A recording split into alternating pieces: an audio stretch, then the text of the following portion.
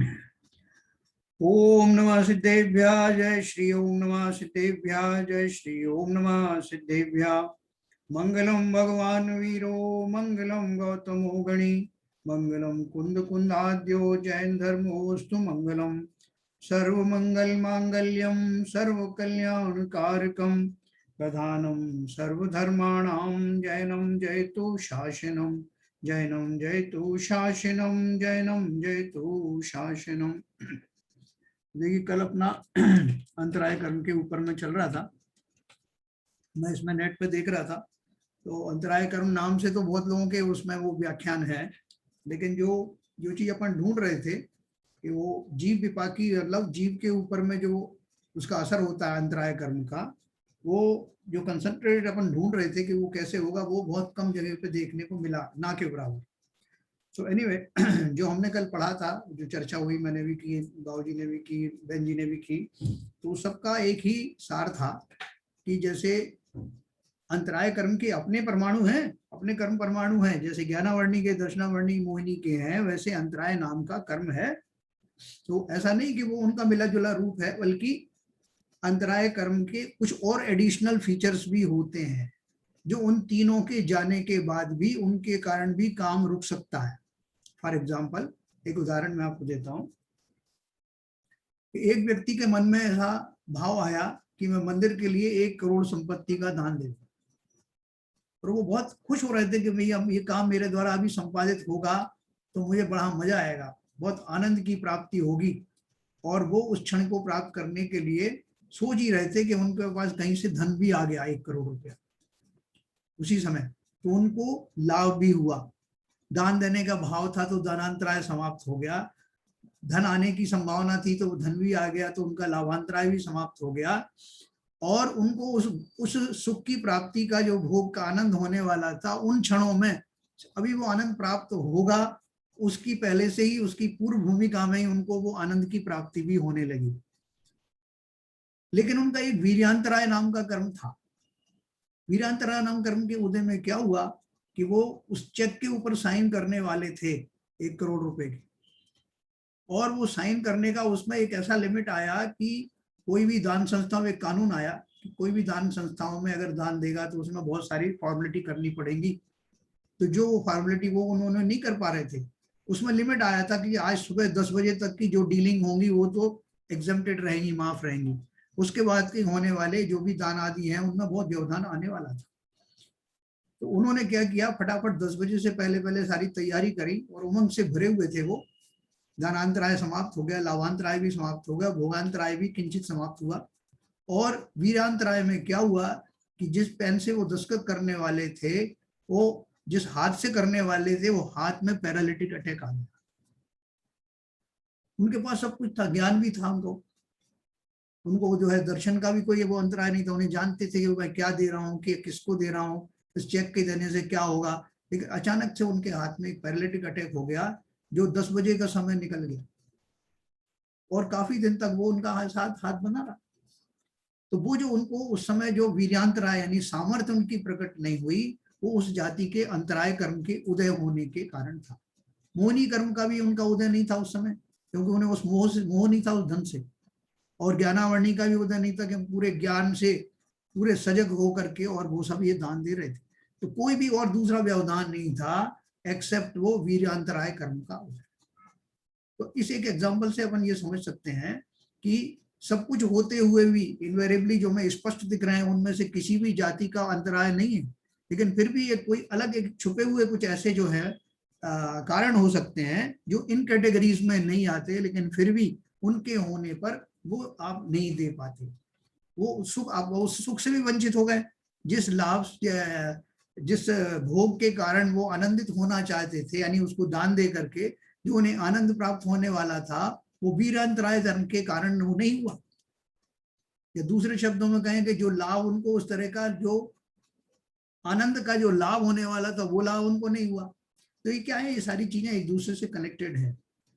लेकिन डेफिनेटली अंतराय कर्म एक अलग से कर्म ही है जो उन तीनों कर्मों में आता तो नहीं है। उन तीनों से सपोर्ट तो अपन कह सकते हैं, लेकिन निश्चित ही उन तीनों में जो व्याख्यायित नहीं किया जा सकता ऐसे भी कोई दूसरे कारण हो सकते हैं जो सिर्फ अंतराय की कैटेगरी में ही आते हैं, और इसलिए उनका अलग अलग से कर्म है, उस जाति के कर्म है, अंतराय कर्म के।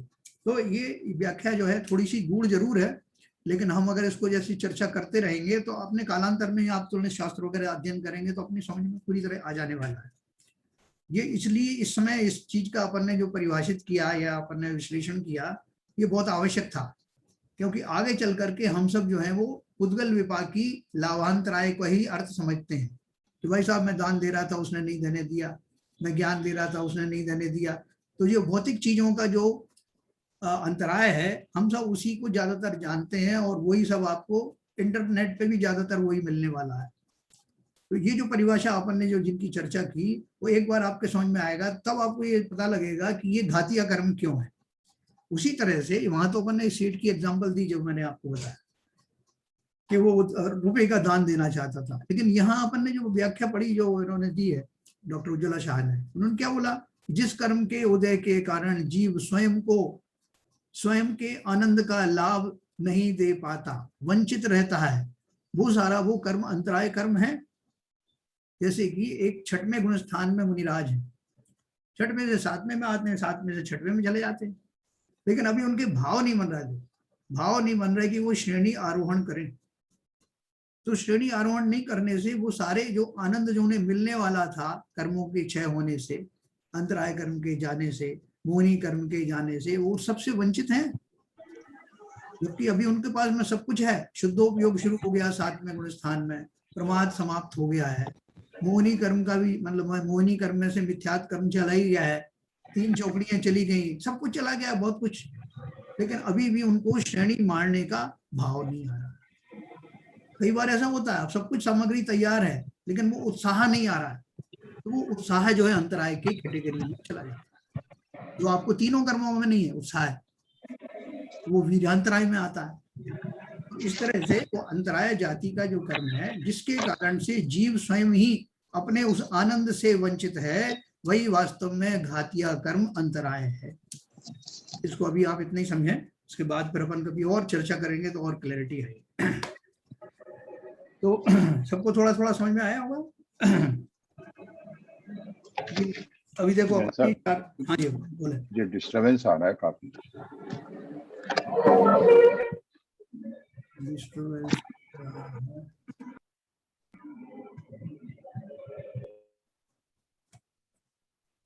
इसके यहाँ से आ रहा है डिस्टर्बेंस? अभी ठीक हुआ। अच्छा,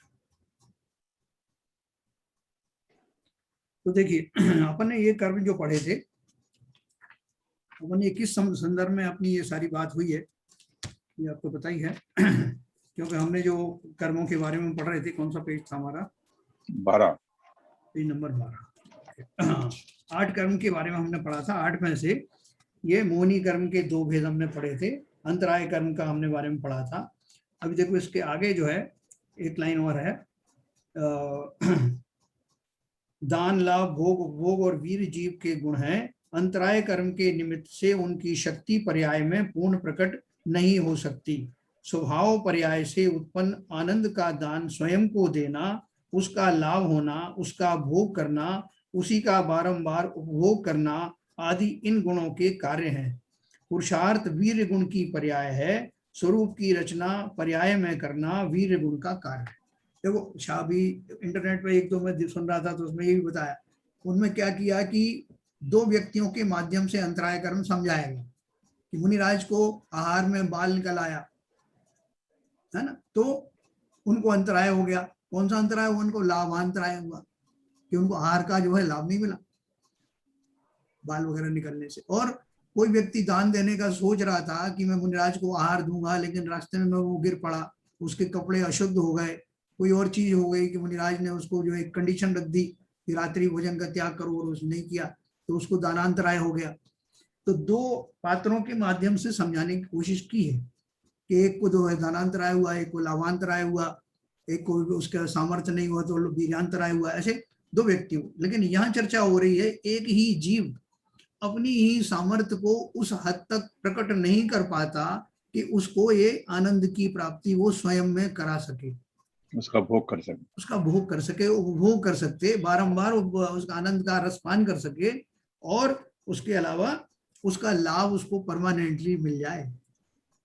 वहां दान देने वाला कोई दूसरा थोड़ी है, एक खुद ही है, खुद।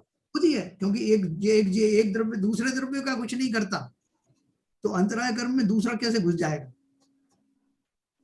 वो जीव की खुद की ही सामर्थ्य है जिसका कि वो स्वयं को लाभ नहीं दे पा रहा है। और उस लाभ की जो कैटेगरीज हैं, ये अंतराय की 5 कैटेगरी बताई उन्होंने, दान, लाभ, भोग, उपभोग और वीर। इसमें से जो पुद्गल विपाकी है, मतलब जो पुद्गल शरीर पे क्या असर पड़ता है, ज्यादातर ग्रंथों में और ज्यादातर इंटरनेट पे इसी की चर्चा की गई। साहब हम दान देना चाहते थे, किसी ने रोक दिया, हम उसको जो है वो लाभ आने चाहता था, उतना रुपया नहीं आया। तो रुपये पैसे के संदर्भ में, भौतिक वस्तुओं के संदर्भ में इस अंतराय की बहुत विशेष रूप से चर्चा की गई, व्यापक रूप से। लेकिन चूंकि वो घातिया कर्म है, इसलिए ये सारी एग्जाम्पल वहां फिट बैठती नहीं। ये सब अघातिया में तो ठीक है, धन नहीं आया साहब, ये नहीं आया, वो नहीं आया, तो अपन उसमें बहुत सारी चीजें कह देते हैं साहब मेरा अंतराय कर्म का उदय था, या मेरे को ऐसा मिलना नहीं था, अभी उसकी काल लब्धि नहीं आई थी, अपन तरह तरह से उसको डिफाइन करते हैं। लेकिन जब घातीय कर्म की बात आती है, तो आत्मा के कौन से गुणों का घात हुआ? तो इन गुणों का घात, इसलिए वो घातिया की श्रेणी में आता। अपन ने उसको जस्टिफाई करने की कोशिश की है। ज्ञानावरण, दर्शनावरण, मोहनी व अंतराय, इन 4 कर्मों को घाती कर्म कहते हैं। शेष 4 कर्मों को अर्थात वेदनी, आयु, नाम और गोत्र कर्मों को अघाती कर्म कहते हैं। अघाती कर्म का अर्थ क्या है? जो आत्मा के जो मूल गुण हैं उनका घात नहीं करते। जैसे आयु, नाम, गोत्र, वेदनी है ना, तो उनसे आत्मा का कुछ नहीं नुकसान हो रहा, डायरेक्टली तो कोई नुकसान हो नहीं रहा, इनडायरेक्टली अपन कनेक्ट कर देते हैं। वेदनी कर्म के निमित्त से अनुकूल या प्रतिकूल संयोग मिलते हैं, और मोहिनी कर्म के निमित्त से जीव उनमें इष्ट अनिष्ट कल्पना करके सुखी दुखी होता है। देखो आप समझना कैसे कनेक्शन हो रहा है। वेदनी कर्म कौन सा कर्म है? अघातिया कर्म, अघातिया। हाँ। और वो है कि उससे घातिया कर्म से जो वेदनी कर्म है उसमें से उसके जब उदय होता है, तो जीव को वो संयोग या तो अनुकूल संयोग जो मिलने हैं वो नहीं मिलते। तो ढूंढ रहा था कि कोई धन आदि की प्राप्ति हो, कोई और सबके रिश्ते, नए रिश्ते बनने वाले हैं, तो वो नहीं हुआ। और प्रतिकूल ऐसी चीजें मिल गई जो वो नहीं चाहता था। कोई शत्रु आके खड़े हो गए, शत्रु जबरदस्ती आके उनके बिजनेस में शामिल होने लग गए, कुछ भी हुआ, तो वो प्रतिकूल संयोग हुए। लेकिन ये तो मात्र संयोग हुए। अगर वो जीव समताधारी है, तो क्या वो इन अनुकूल या प्रतिकूल संयोगों या वियोगों में दुखी होगा क्या? हाँ, तो इसका जुड़ाव कहां से है? मोहिनी कर्म से है। अगर वो जीव अभी भी अपना स्वरूप नहीं समझता है, वेद विज्ञानी नहीं है, सम्यक दर्शन की प्राप्ति नहीं हुई है, तो उन प्रसंगों में जो उसको अप्राप्ति या प्राप्तियां हो गई हैं अति अनुकूल प्रतिकूल की, उनमें वो समता धारण नहीं कर सकता, और फलता है वो दुखी हो जाता है, राग द्वेष शुरू हो जाएगा शुरू। तो इसलिए मोहिनी कर्म के जाने के बाद में भी वेदनी कर्म रहता है। 10वें गुण स्थान में मोहिनी कर्म चला गया, अनंत है वो, लेकिन अभी उनका वेदनी कर्म बाकी। तीर्थंकर बनने से वो सारे जो है अच्छे वेदन वाली जो घटनाएं हो रही, अच्छे प्रसंग समुचरण की रचना हुई, इतना वैभव उनके पास, ठीक है। अब वो उससे अटैच नहीं होने के बाद भी वो सामग्री सब आ गई उनकी, वो कोई तो ये कहेगा ना कितना बढ़िया सुखद वेदन कर रहे होंगे वो, लेकिन मोहिनी कर्म चला गया, तो उनको काहेगा सुख और काहेगा दुख? उन भौतिक वस्तुओं से सुख दुख होगा क्या? नहीं होगा। इसलिए वेदनी कर्म अकेला मोहिनी की एब्सेंस में कुछ भी सुख दुख नहीं दे सकता। आपको सामग्री तो जुटा सकता है, लेकिन अभी जैसे उन जनेंद्र भगवान को थोड़ा असाता का भी उदय होता है, लेकिन वो उसका बंद नहीं होता, और वो इतना ज्यादा साता वेदनी साथ में होता है कि वो उसमें ही कन्वर्ट हो जाता है। और हो भी जाए अगर कुछ असाता का उदय, तो मोहिनी के ना होने से वो कार्यकारी बिल्कुल भी नहीं है। तो ये सिर पे सिकड़ी रखी थी जी, तो उनको असाता कर्म का वो नहीं हुआ, समता भाव में रहे। हाँ, तो ये इसका एग्जाम्पल वही होना चाहिए ना। असाता कर्म के उदय के कारण वो सब घटित हुआ, लेकिन मोहिनी कर्म नहीं था, इसलिए उनको दुख नहीं महसूस।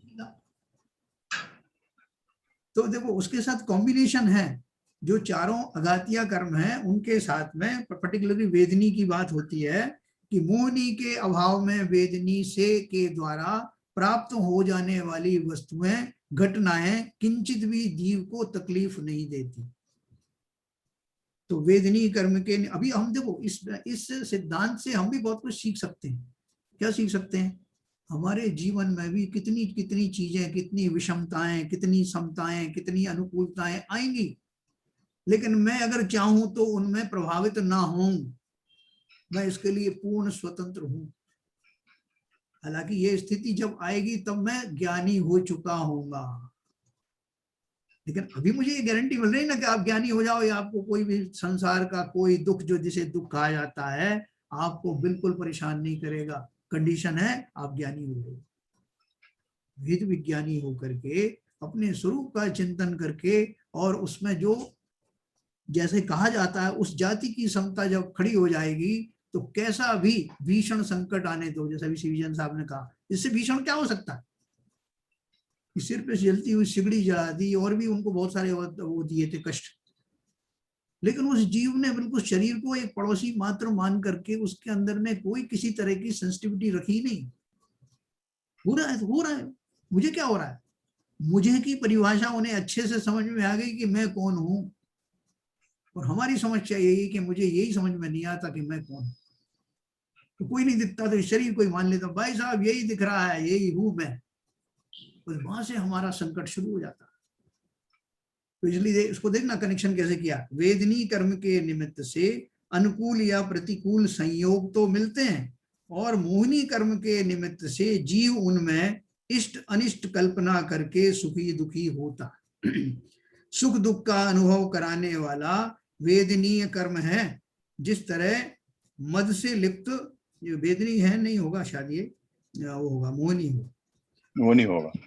जिस तरह मद से लिप्त तलवार की धार सुख दुख के कारण होती है, उस तरह वेदनी कर्म जीव को, कैसे लिखा वेदनी कर्म सुख दुख की सामग्री उत्पन्न कराता, वहां तक ठीक है। यह सच्चे आत्मिक सुख की बात नहीं, मोहनी होगा, यह सच्चे आत्मिक सुख की बात नहीं है, परंतु इंद्रिय और मन जनित सुख दुख की बात है। देखो अपन जो अपने जो अज्ञानी जीव हैं, वो जो भी वेदनी कर्म के उदय में जो सामग्रियां प्राप्त होती हैं, उनमें वो उन मन से सुखी या दुखी होते हैं। मैंने एक उदाहरण दिया था कि वही सामग्रियां किसी जीव के लिए अनुकूल हो और दूसरे के लिए प्रतिकूल हो, ऐसा हो सकता है। मैंने एक उदाहरण दिया था ना कि एक मालिन थी और एक मछुआरन थी, दोनों में बड़ी दोस्ती थी। तो एक दिन जो है वो मछुआरन जो है उसने अपने घर जाने में लेट हो गई, तो उसने कहा कि मैं आपके घर सो सकती हूँ क्या आज? वो फूल वाली जो मालिन थी उसने बिल्कुल बहुत खुशी, वो उसके यहाँ सोई, और फूल वाली ने उसको फूलों का तकिया दिया रात सोने के लिए। लेकिन वो मछुआरन को जो है नींद नहीं आई, सारी रात करवट बदलती हुई निकली। तो सवेरे उससे पूछा कि बहन कैसी, नींद तो अच्छी आई क्या? वो नहीं, बिल्कुल नहीं, मजा आया। तो क्यों नहीं आया? बोले इसमें मछलियों की गंध तो थी नहीं जो तकिया आपने दिया था।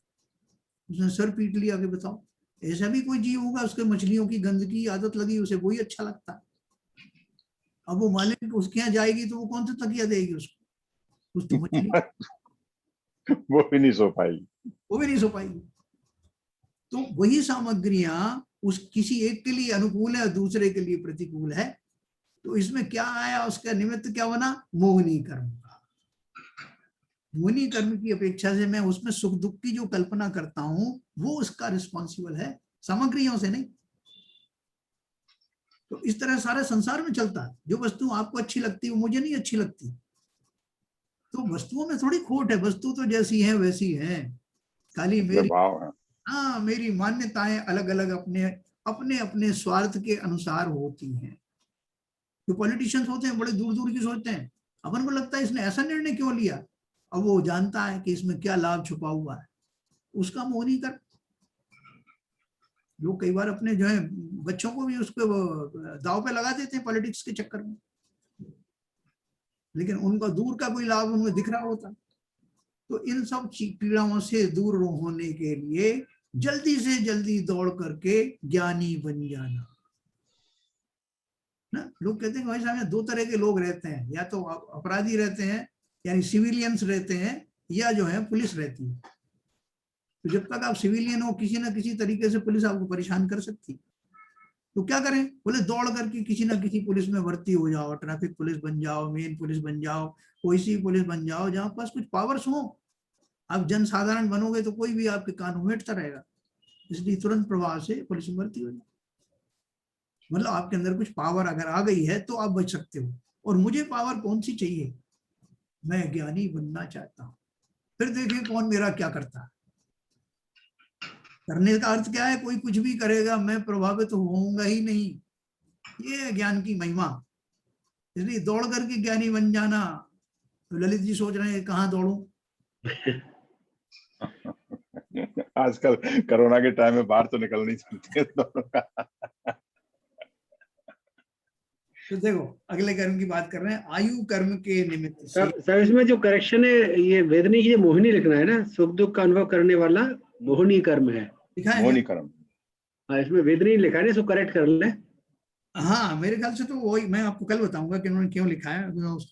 नई किताब है ना आपके पास तो। हाँ, हाँ नहीं है, नहीं है।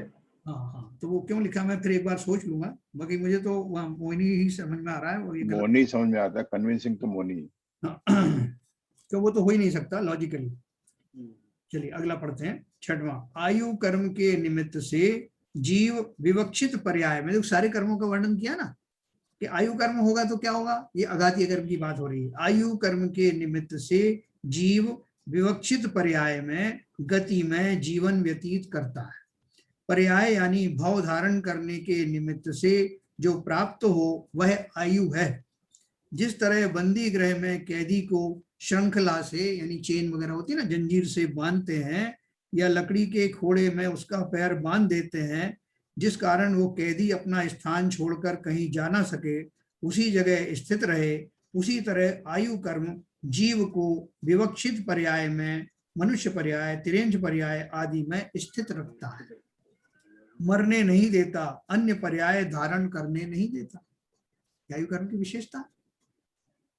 अगला है नाम कर्म। नाम कर्म के उदय से शरीर आदि संबंधी रचना होती है। नाना प्रकार का अर्थात अनेक प्रकार का कार्य उत्पन्न करे वह नाम कर्म है। नाम कर्म बहुत विचित्र है। उसमें बोलते हैं उसको चित्रकार की उपाधि दी गई है। चित्रकार कोई एक फ्रेम में तरह तरह के रंग भरता है ना, फ्रेम पहले से बना हुआ।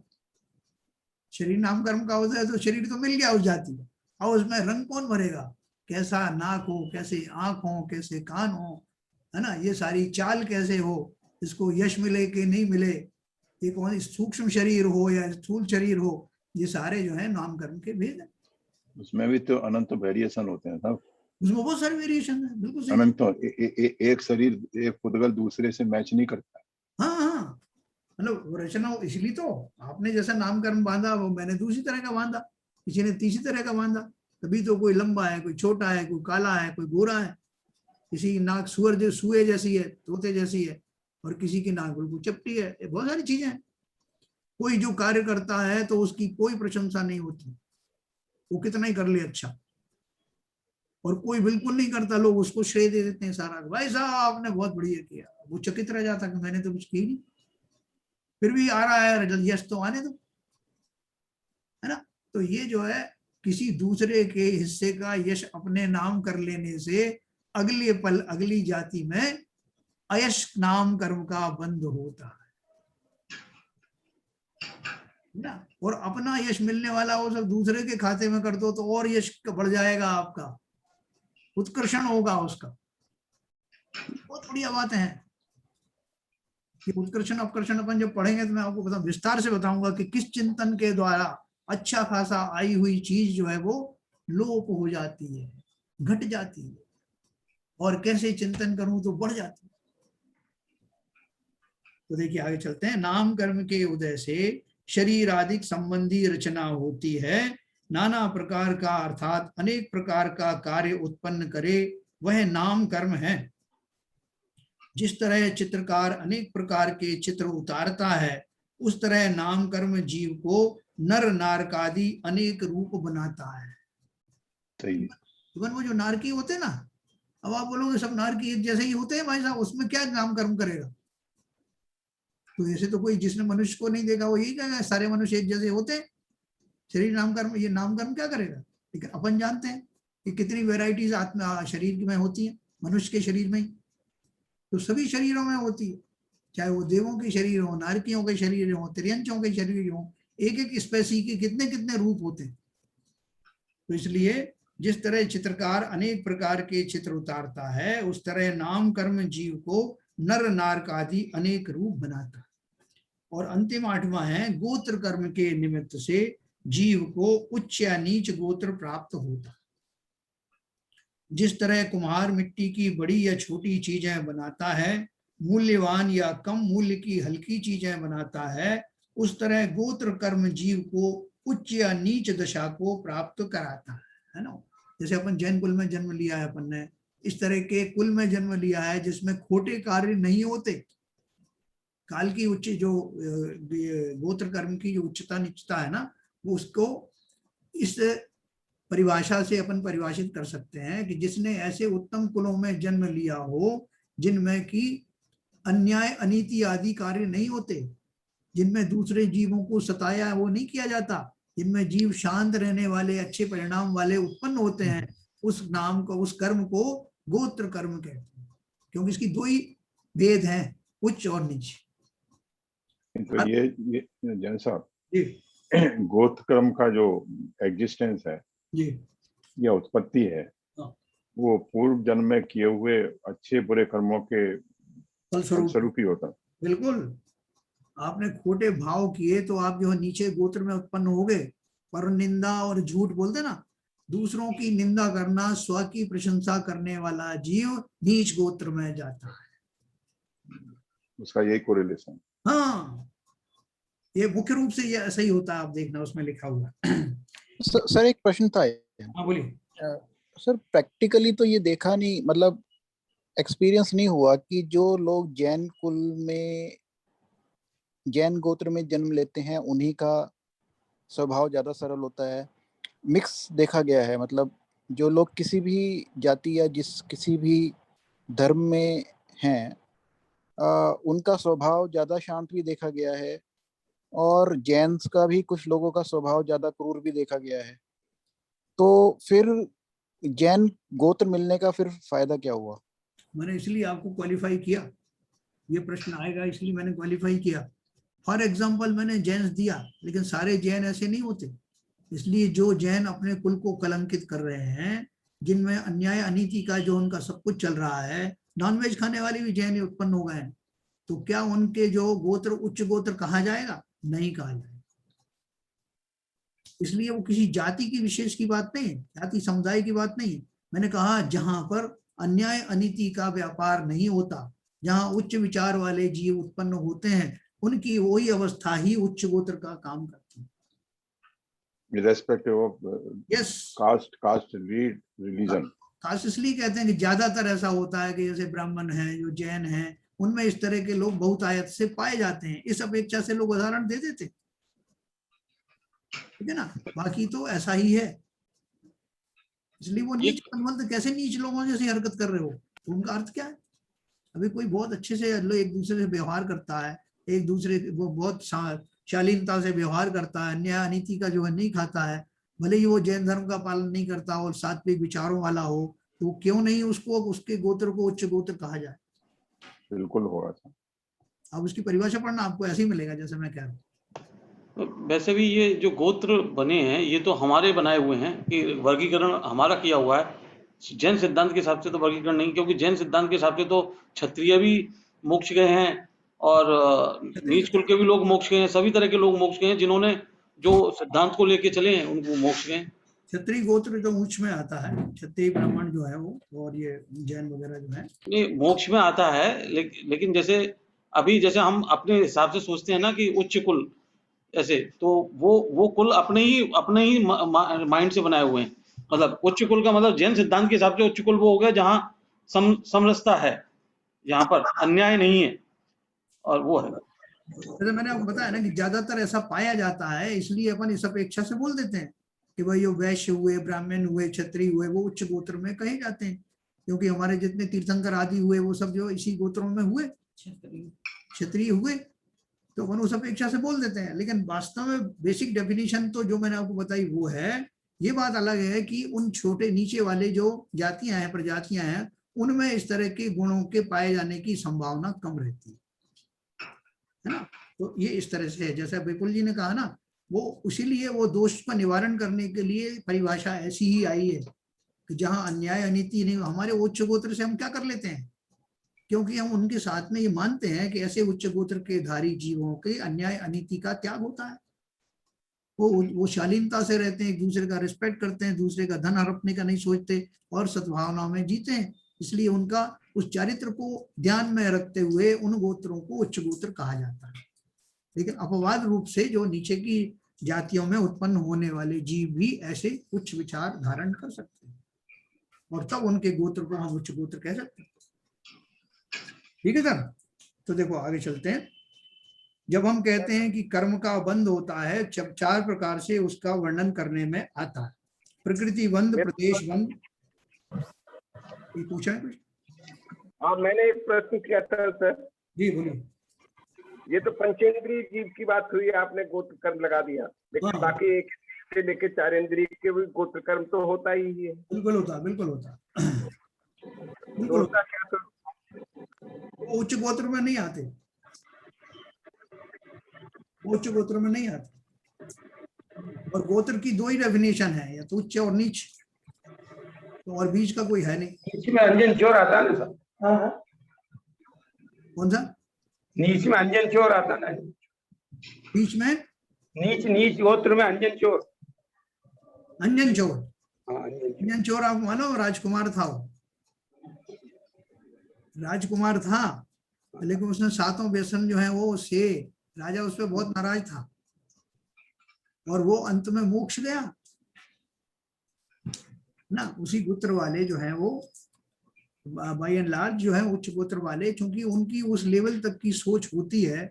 जैसे अपन पुरुष वेद की बात करते हैं, पुरुष वेद और स्त्री वेद की बात करते हैं ना, तो पुरुष वेद से ही मोक्ष क्यों जाता है जी? क्योंकि ऐसा सामान्य नियम है कि पुरुष का चिंतन बहुत उत्कृष्ट भी हो सकता है, बहुत निकृष्ट भी हो सकता है।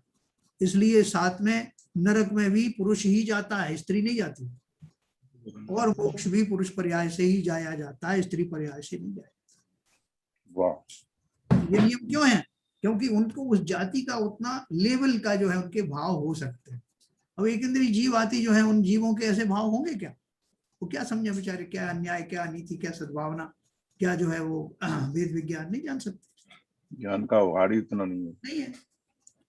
तो इसलिए पर्याय का छेदन कैसे होता है? ये पर्याय का छेदन कैसे होता है? जैसे स्त्री पर्याय से पुरुष पर्याय में जाना या पुरुष पर्याय से स्त्री पर्याय में आ जाना, इसका छेदन कैसे होता है? हाँ, देखिए शास्त्रों में दिया हुआ है कि किन कारणों से स्त्री पर्याय का बंध होता है जी, तो ये दिया है। तो वो जो कारण है बहुत डिटेल में दिए, आप चाहें तो मैं अभी बता सकता हूँ, और नहीं तो आपको देख सकती हूँ। उसमें एक तो मुख्य कारण उसमें ये है, देखो जितने पुरुष बैठे हैं वो कितनी बार स्त्री बन चुके जी, वो परमानेंट थोड़ी जो पुरुष हैं। हाँ, वो ही मैं पूछ रही हूँ कि इसका छेदन किस बेसिस पे होता है। हाँ बताता हूँ। और ना ही सारी स्त्रियां जो हैं वो हैं जो कभी पुरुष नहीं रही जी, कि भूल के कारण, किन्हीं कारणों से वो स्त्री पर्याय उन्हें मिली जी। ये बात अलग है कि एक बार स्त्री पर्याय मिलने के बाद उसके छोड़ने में थोड़ा आपको पुरुषार्थ ज्यादा करना पड़ता है जी। लेकिन एक पुरुषार्थ बहुत इजी है जो स्त्रियों और पुरुषों को समान रूप से करने पे लाभ होता है जी। वो लाभ है सम्यक दर्शन की प्राप्ति जी। स्त्री पर्याय में आपने सम्यक दर्शन प्राप्त कर लिया तो गारंटी हो गई। अगर सम्यक दर्शन के साथ मरण होगा तो ना वो शुद्ध योनियों में जाएगा ना स्त्री पर्याय में जाएगा, उच्च कुल में उच्च गोत्र में देवादि ही बनेगा या मनुष्य पुरुष पर्याय में ही जाएगा। अच्छा, इसलिए मैंने आपको अभी कहा ना कि दौड़ करके सम्यक दर्शन प्राप्त कर लेना ज्ञानी में। तो ये लोग हमसे ज्यादा लगी हुई हैं। लगी हुई अपन कभी विदेश चले जाएं, कहीं और चले जाएं तो वहां हमको अपने धर्म से अनुराग और बढ़ जाता है। उसके पीछे बैकग्राउंड क्या रहता है, अगर मैं इतनी दूर बैठा हूँ और वहां के लोग कितना लाभ उठा रहे होंगे और मेरा क्या दुर्दशा हो गई करके मैं वहां जितना सामग्री होती है उसके माध्यम से धर्म के मार्ग में और ज्यादा लग जाता हूँ जी। उसी तरह से जो स्त्रियां हैं इस समय उनको ये बैकग्राउंड में है कि हमें तो इस पर्याय का छेद भी करना है, बिल्कुल। तो इसलिए वो और ज्यादा दिखाई देंगे आपको धार्मिक कार्यों में। बहुत रुचि लेना। देखो सुबह से शाम तक गृहस्थी में लगे रहने के बाद सारा गृहस्थी का बोझ उनके ऊपर है, बच्चों को पालने से लेकर पतिदेव की सेवा करना, व्यवस्थाएं करना, और उसके बावजूद भी धर्म के लिए समय निकाल लेना ये साधारण बात थोड़ी। किंचित कभी किसी कारण से मायाचारी के परिणाम बने। आज भी जी। पता है ना कितने सारे पुरुष हैं जो मायाचारी में ग्रस्त हैं, वो निश्चय से ही या तो स्त्री पर्याय में जाने वाले हैं या तिर्यंच पर्याय में जाने वाले हैं। अच्छा। और भी ज्यादा अगर तीव्र भेद हुए तो तिर्यंच पर्याय में स्त्री पर्याय में लिए। अच्छा। देखो ये तत्वार सूत्र में आप देखना विस्तार से दिए हैं सभी, कौन कौन से कर्मों के क्या क्या भाव होते हैं, कौन सी गतियों में जाने वाले के क्या क्या भाव होते हैं, किन भावों के कारण उन गतियों में जाया जाता है, बहुत विस्तार से दिया है। जी। तो इससे हमको ये समझ रखनी है कि मैंने क्या पहले भूलें की थी, अब वो भूलें ना हो, इसका पूरा पूरा ध्यान रखना। जी। उसमें देखो एक और बड़ी मजबूरी आ जाती है, जब जीव उन पर्यायों में अपनी भूल के कारण चला जाता है, जैसे मायाचारी के कारण स्त्री पर्याय या तिर्यंच पर्याय में चला गया जीव, पर्यायगत जो है वो दोष होते हैं। उन पर्यायों में जो जो जीव रहते हैं उनकी वो मायाचारी बनी रहती है। अच्छा। अब आपको दो दो जो है संगत कि उन जो स्वभावगत जो दोष हैं उनको कंट्रोल करना जी। और स्त्री पर्याय से निकलने की योजना बनाना, जी, डबल काम है। डबल काम है।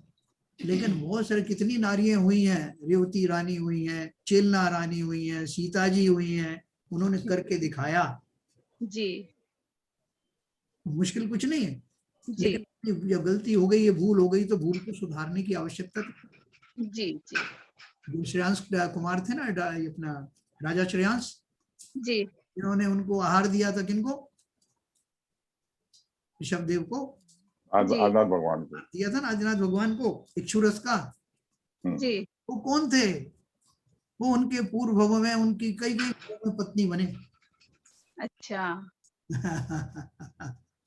और उन्होंने स्त्री पर्याय का छेद करके और पुरुष पर्याय में राजा बने और उनका विधिवत उन्होंने आहार दिया। जी। तो ये सारी चीजें तो होती रहती हैं, लेकिन हमें विशेष सतर्क दोनों को ही रहना है। पुरुष को इसलिए रहना है कि मैं कहीं स्त्री पर्याय वाले भाव तो नहीं कर रहा हूँ, ठीक बात है। और स्त्रियों को इसलिए रहना है कि पहले किया था उसको भी भोग रही हूँ और अब आगे नहीं करूंगी, इस बात के लिए सतर्कता लाना। जी। बहुत सारे दोष अपने आप ही होते हैं, स्वभावगत होते हैं। स्त्रियां नहीं चाहती तब भी उनके स्वभावगत इस तरह के स्वभाव होते हैं कि वो सरल नहीं होते। ऐसी स्वभाव का पर्याय के ही दोष हैं, तो इसलिए उनको विशेष थोड़ा सा सतर्क रहने की आवश्यकता है। बहुत सारी गलतियां अननोइंगली भी होती हैं। अनोइंगली, इसमें तो वो मैं कह रहा हूँ आपको, ये पर्यायगत जो है वो गलतियां हैं। जो कुछ भी वो कह रही वो तो नहीं, वो तो अपने बुद्धिपूर्वक सोच रहे हैं कि मैंने सही कहा, सरलता से कहा। जी। उसके अंदर जो कोई पर्यायगत दोषों के कारण से उस तरह की थोड़ी वक्रताएं आ जाती हैं। जी।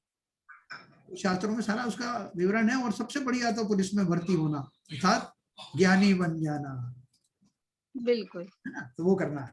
तो देखो मैं इसको ये समाप्त करके आपको एक बहुत अच्छी स्पेशल चीज बताने वाला हूँ। तो कर्म का बंध होता है, 4 प्रकार से होता है: प्रकृति बंध, प्रदेश बंध, स्थिति बंध और अनुभाग बंध। कर्म की कौन सी प्रकृति बंधी उसे प्रकृति बंध कहते हैं। अभी हमने कर्म की 8 मूल प्रकृतियां देखी, उन प्रत्येक के अनेक भेद प्रभेद हैं, उन्हें उत्तर प्रकृति कहते हैं, जो और भेद पढ़ते हैं आगे।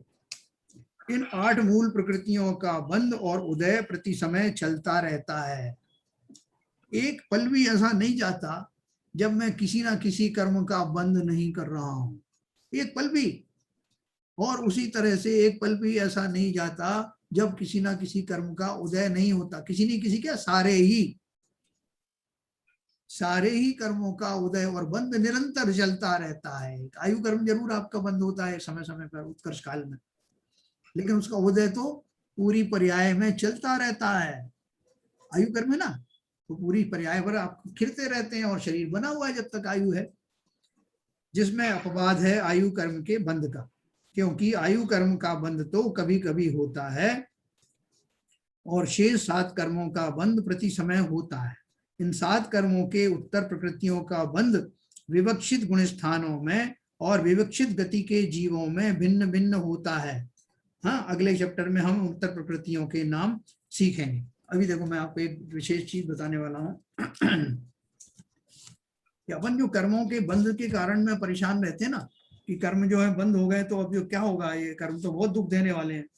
तो इसमें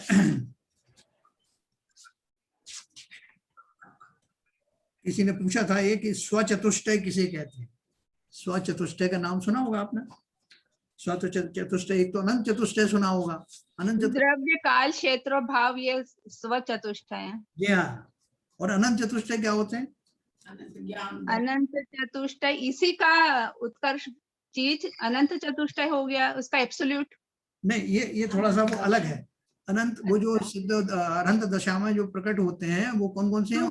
सुख शांति आनंद वीर्य, ये है अनंत ज्ञान, अनंत दर्शन, जी जी। अनंत वीर्य और कौन सा है? दर्शन, ज्ञान, वीर्य और आनंद। हाँ, अनंत है सुख। हाँ, दर्शन, ज्ञान, चारित्र है, चारित्र चारित्र हाँ? चौथा चारित्र है। नहीं मैंने बताया अनंत ज्ञान, अनंत दर्शन, अनंत वीर्य और अनंत अनंत शक्ति, अनंत वीर, अनंत वीर रहेगा। जब होता है तो अनंत सुख प्रकट होता है। वो ना वही है 4, अपने मन से नहीं बनाए, ये 4 शास्त्रों में दिए हैं, वो बता रहा हूँ। अनंत दर्शन, अनंत अनंत ज्ञान, अनंत वीर और अनंत सुख, ये 4 जो है अनंत चतुष्टय में आते हैं। अब मैं आपको जो बताने जा रहा हूं वो है स्वचतुष्टय। स्वचतुष्टय का अर्थ क्या है? देखो, ये अगर किसी के पास पुस्तक हो जैन तत्व परिचय, इसमें पेज नंबर 35 शॉर्ट में हम आपको बताऊंगा। हम अपने स्वद्रव्य का विचार करेंगे। मैं एक जीव द्रव्य हूं, मुझ में अनंत गुण हैं, वे मेरे सब असंख्यात प्रदेशों में रहते हैं, पूर्ण व्याप्त हैं और मेरी किसी भी अवस्था में वे अनंत ही रहेंगे। चाहे मैं एक इंद्रिय जीव बन जाऊं तब भी मैं आत्मा तो हूं ना, और आत्मा में रहने वाले संपूर्ण गुण मेरे अंदर विद्यमान रहेंगे। कौन सा पेज है सर? पेज नंबर 35 जैन तत्व परिचय।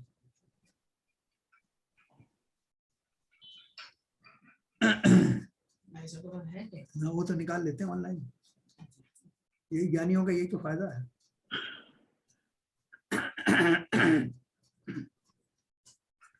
वैसे कुछ नहीं है, अब वैसे समझ में आएगा। मैं एक जीव द्रव्य हूँ, मुझ में अनंत गुण हैं, वे सब मेरे असंख्यात प्रदेशों में रहते हैं, क्योंकि आत्मा के प्रदेश कितने? असंख्यात।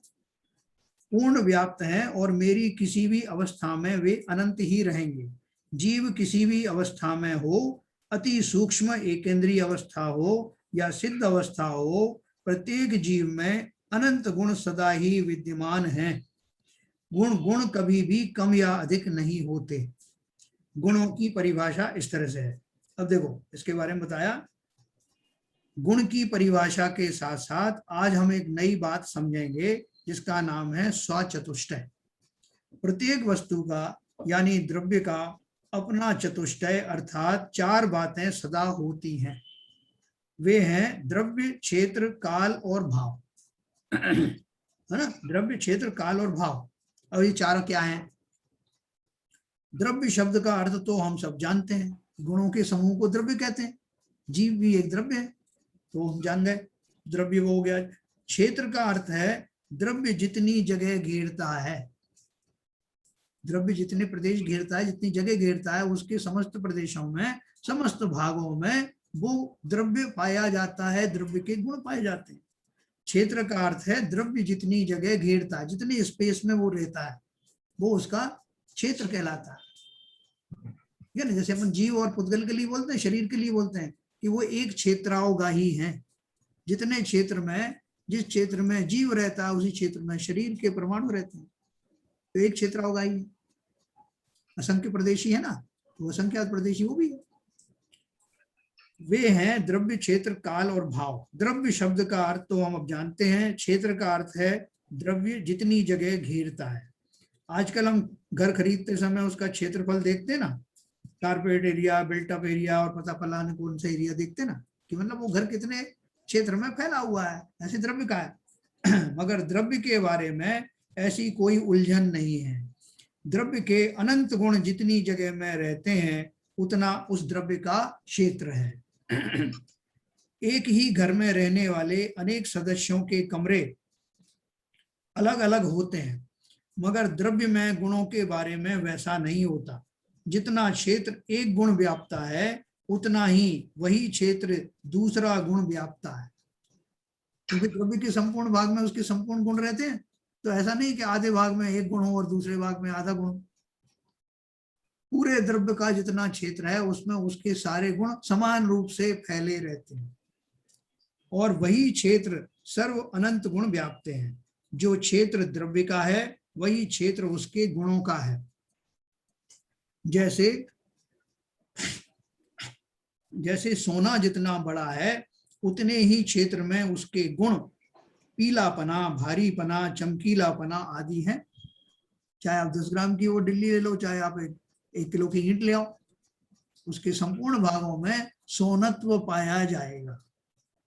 स्वचतुष्टय में से द्रव्य और क्षेत्र का ज्ञान होने के उपरांत अब हम काल और भाव के बारे में समझें।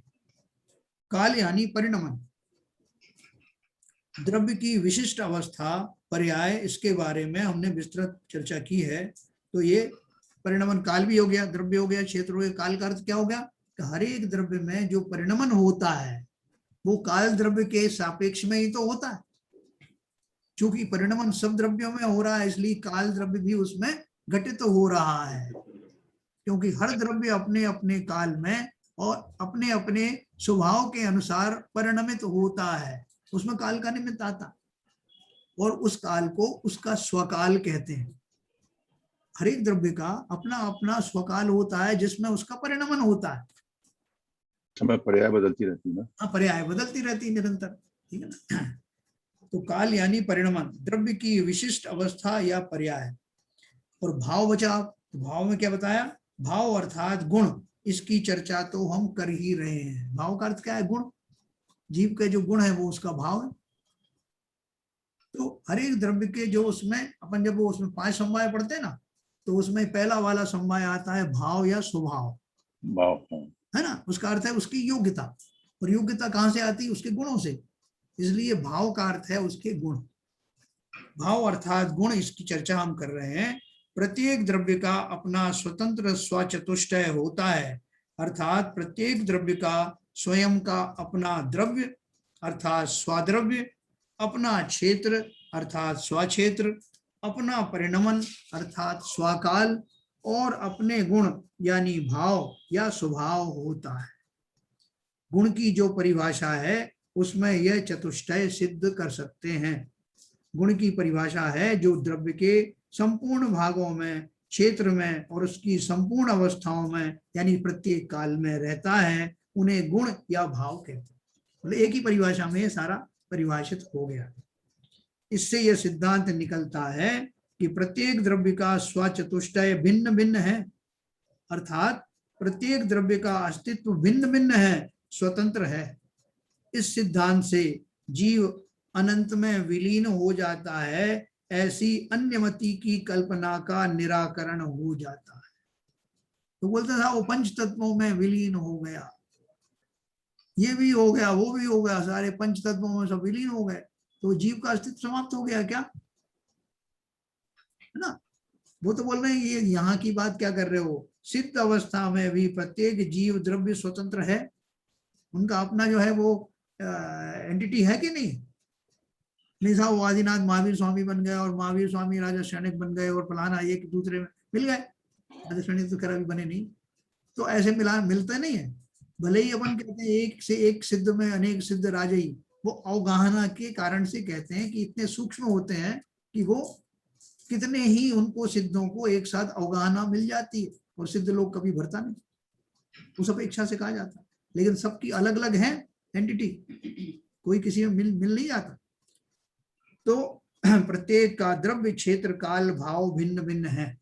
देखो एक शक्कर का डब्बा है, जिसमें शक्कर का डब्बा मतलब एक डब्बा है स्टील का, उसमें मैंने शक्कर भर दी, तो क्या बोल रहे हैं? शक्कर का डिब्बा देखो, उस डिब्बे का स्वाद्रव्य डिब्बे में, उसका स्वक्षेत्र डिब्बे में, उसका स्वकाल डिब्बे में है और उसका स्वभाव डिब्बे में है। अर्थात वो जो जिन पुद्गल परमाणुओं से वो डिब्बा बना है, वो पुद्गल परमाणु उसी तक ही सीमित हैं, उसमें रखी हुई शक्कर में नहीं घुस गए। तो उसका उतना ही क्षेत्र जितने में वो परमाणु है डिब्बे वाले, स्टील वाले, उतने ही क्षेत्र वही उसी का क्षेत्र है, और उसका परिणमन अपने हिसाब से जैसे मेटल का होना चाहिए वैसा होता है, और वो द्रव्य वैसा ही बना रहता है, वो कभी शक्कर बनेगा नहीं, और सारे गुण उसके अंदर में जो स्टील में गुण है वो सब पाए जाएंगे। तो इसलिए उन्होंने कहा उस डिब्बे का स्वद्रव्य डिब्बे में, स्वक्षेत्र डिब्बे में, स्वकाल डिब्बे में और उसका स्वभाव डिब्बे में है। इस तरह से शक्कर का स्वद्रव्य डिब्बे का तो परिणमन मतलब वो तो प्रोसेस्ड होता है, परिणमन जब होगा तब गर्म करेंगे या तब वो परिणमन होगा, ऑटोमेटिक तो कुछ होता नहीं रहता है उसमें। देखो एक समय भी कोई भी द्रव्य बिना परिणमन के रहता नहीं। अच्छा, क्रियाएं निरंतर बदलती हैं, हमारे ज्ञान में नहीं आती, हमारा ज्ञान इतना विकसित नहीं है, ठीक है ना। उनका सब में जैसे किसी चीज में जंग लगती, सपोज फॉर एग्जाम्पल, तो जंग क्या एक दिन में लग जाती है क्या? नहीं, कितने सालों से, लेकिन लगना कब से शुरू हुआ? जिस दिन उस स्टील बनाया गया, या अभी कोई लोहा की बात करें, अयस्क निकला, उसका और फॉर्म से निकल के उसको शुद्ध करके लोहा बना दिया गया, उस अवस्था में आप बाजार में आ गया, और आपने देखा कि 2-4 बरसात के बाद में उसमें जंग लगनी शुरू हो गई। तो वो 2-4 बरसात में नहीं हुआ, वो तो जिस दिन से शुद्ध हुआ था उसी दिन से होने लग गया। बोले भाई साहब आपने हार्ट का चेकअप कराया क्या? हाँ सब कराया था। और कितना निकला चोकिंग? तो ज्यादा कुछ नहीं, 75% चोकिंग। बोले अभी इस उम्र में तो इतना हो ही जाता। इसका अर्थ क्या है कि वो चोकिंग आज से नहीं, बच्चे के पैदा होने से ही एक छोटी सी सुई के बराबर तो तभी से होना शुरू हो गया। ये मैं आपको परिणमन के मोटे मोटी तरीका बता रहा हूँ। इस तरह संसार के समस्त पदार्थों में निरंतर परिणमन होता है। जो स्कंद बने हैं परमाणुओं के, उन स्कंदों में भी परिणमन होता है। कितने ही परमाणु आते हैं और चले जाते हैं, नए आते हैं, पुराने चले जाते हैं। स्कंद वैसा दिखाई देता है हमको जैसा शरीर दिख रहा है अभी तक। निरंतर परिणमन हो रहा, चाहे वो स्टील हो, चाहे वो मिट्टी हो, चाहे कोई भी चीज हो, सब में अगर परिणमनशीलता नहीं रहेगी तो द्रव्य का द्रव्यत्व समाप्त हो जाएगा। ऐसा परिणमन नहीं होगा तो दाल रोटी नहीं मिलेगी खाने को। मतलब कहने का चावल है या दाल है, इनका परिणमन होता तब तो हमें खाने योग्य मिलते हैं। ये अब तो वो पकते हैं। हाँ तभी तो पकते हैं, तभी हम खाते हैं। मैं ये कहने जा रहा हूँ, मैं ये कहना चाह रहा था। अरे द्रव्य का मेरा एक प्रश्न है, समय अगर बदल गया तो स्वचतुष्टय भी बदल गया माना जाएगा? कहाँ बदला बताओ? कौन से समय तो परिणमन, समय तो बदल रहा है। अरे समय बदल रहा है का मतलब समय उसमें परिणमन कराने में साधक बन रहा है। हाँ जी। समय कोई ऐसी अलग से आइडेंटिटी नहीं है कि जो पहले आपको परिणाम आया फिर दूसरे को। वो उस काल में हर एक द्रव्य के ऊपर एक कालाणु बताया ना उन्होंने, एक एक प्रदेश के ऊपर एक कालाणु है। जी बिल्कुल सही है, लेकिन उसका स्वचतुष्टय अलग कहलाएगा या स्वक्षेत्र स्वकाल? जब मैं कहूंगा तो मेरा काल, मेरे परिणमन के होने वाले काल को मैं स्वकाल कहूंगा।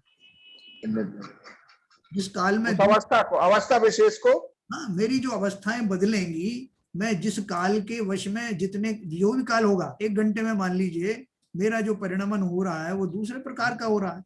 एक स्टील का परिणमन 1 घंटे में दूसरा हो रहा है, तो वो परिणमन काल वो 1 घंटे में जैसा उसको होना है वो होगा, 1 घंटे में मुझे जैसा होना है मैं होऊंगा। तो मेरा जो परिणमन का काल है वास्तव में वो काल द्रव्य की बात कर रहे हैं। प्रत्येक द्रव्य का स्वयं का चतुष्टय होता है, प्रत्येक द्रव्य का होता है। वो ऐसा थोड़ी आप बोलोगे भाई एक थोड़ी देर के लिए आपका चतुष्टय मुझे दे दो। नहीं जैन साहब, वो प्रश्न मेरा ख्याल है ये पूछ रहे हैं कि स्वयं का चतुष्टय जैसे जैसे काल बदलता है, पर्याय निरंतर बदल रही है, तो उसमें भी स्वयं के चतुष्टय में भी कोई वेरिएशन आता है क्या? नहीं, कैसे आएगा? सोचो ना, जो वो काल की परिभाषा क्या है? उस काल की परिभाषा ये है कि जिस काल में मैं अपना परिणमन करता हूँ, एक द्रव्य अपना परिणमन अपने काल में करता है। जब जब वो परिणमन करता है, वो परिणमन ही उसका काल कहलाता है। नहीं, देखिए मैं एक रॉन्ग एग्जांपल ले रहा हूँ।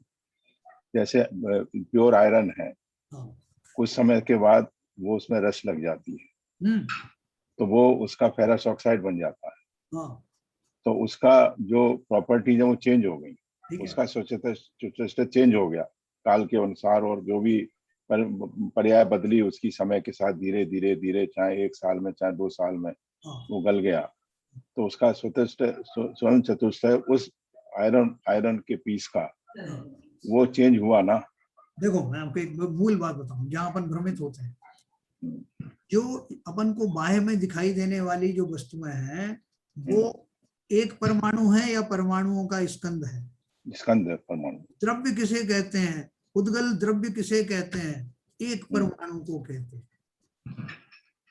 एक परमाणु को। बाकी जो स्कंद बना हुआ है वो स्कंद पूरा विखंडित हो जाए तब भी वो एक परमाणु रहेगा कि नहीं रहेगा? वो रहेगा, वो ही उसका द्रव्य है। अच्छा। जीव द्रव्य तो अपने समझ में आता है, लेकिन जब पुद्गल में अपन उस कंदों की वजह से भ्रमित हो जाते हैं। लोहे के एक एक टुकड़ा फैल जाने दो ना, वो पुद्गल द्रव्य समाप्त हुआ क्या?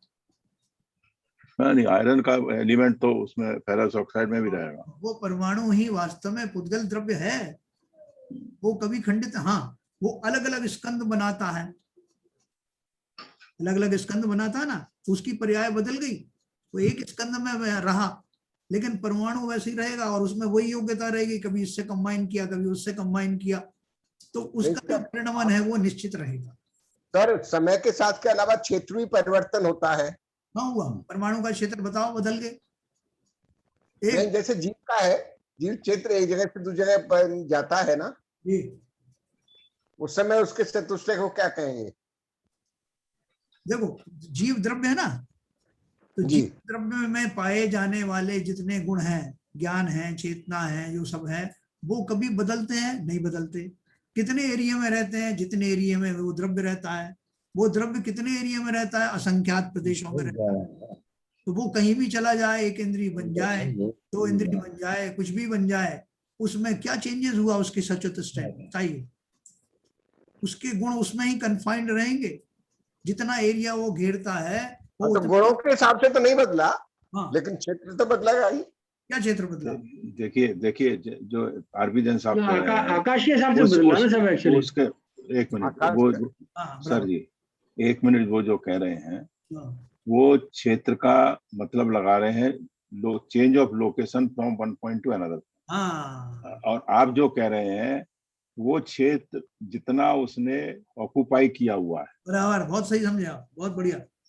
तो ये डिफरेंस है, वो कंफ्यूजन क्यों हो रहा है? तो एक लोकेशन से दूसरे लोकेशन में जाने को वो क्षेत्र कहते हैं। बहुत सही समझा आप लोग, वेरी गुड, बहुत सही समझा शिवजन साहब आपने। तो बहुत ही मतलब बहुत ही ऐसी बात कही है जो बहुत ही आरपी जैन साहब समझ में आ गई लगती। फिर से रिपीट कर दे फिर भी अच्छा है। मैं ये कह रहा हूँ आरपी जैन साहब, देखिए जो स्वचतुष्टय का जो इन्होंने मतलब बताया, वो जो क्षेत्र है, जितना क्षेत्र उसने ऑक्यूपाई किया हुआ है उस क्षेत्र के संदर्भ में है। वो जीव एक स्थान से दूसरे स्थान पर चारों गतियों में संसार के किसी भी कोने में भ्रमण करता है, वो उतना ही क्षेत्र ऑक्यूपाई करेगा। बिल्कुल सही।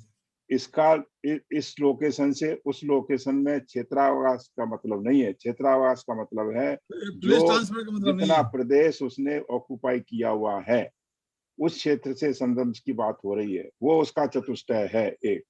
Yes yes. So sir it comes to that कि जीव जो है अनंत काल से एक ही स्वचतुष्टय में है, वही रहेगा, वही पॉइंट। न केवल जीव द्रव्य, प्रत्येक द्रव्य की बात है। ओके, हाँ यस, बिल्कुल सही समझे सर आपने। कंसिस्टेंटली एक ही स्वचतुष्टय है उस जीव का। यस, जो फाइनल कंक्लूजन दिया दैट इज दी कटु सत्य।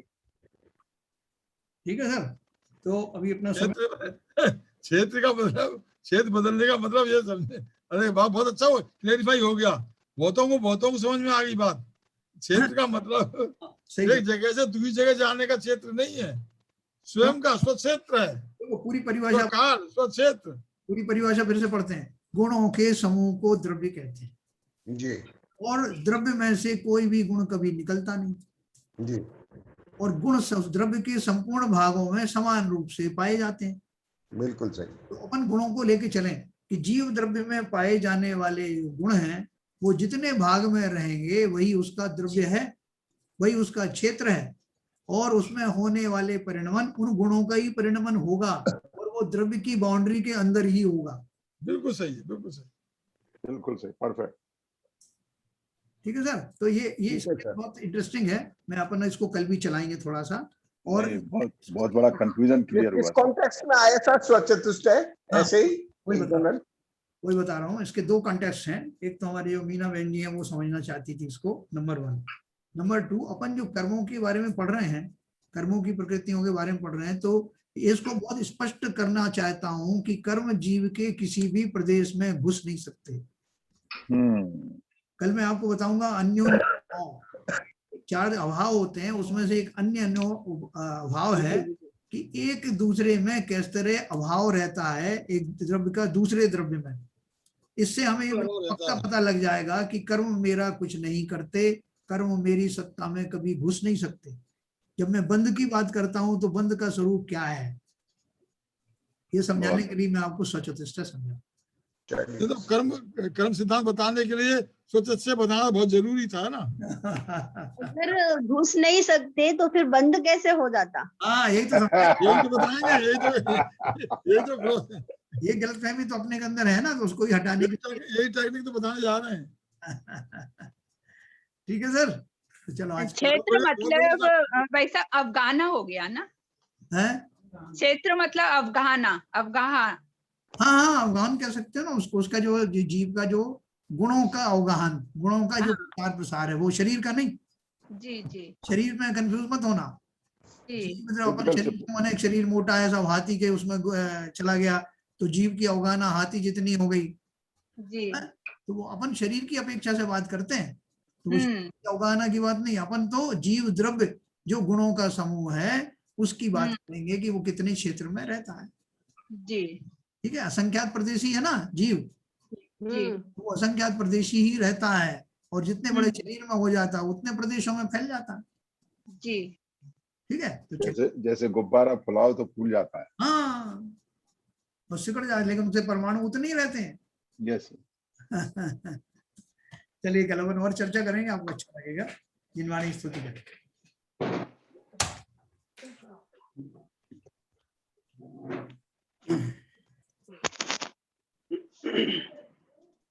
मिथ्यात्म नाश विको ज्ञान के प्रकाश विको आपा परभास विको भानु शिव खानी है।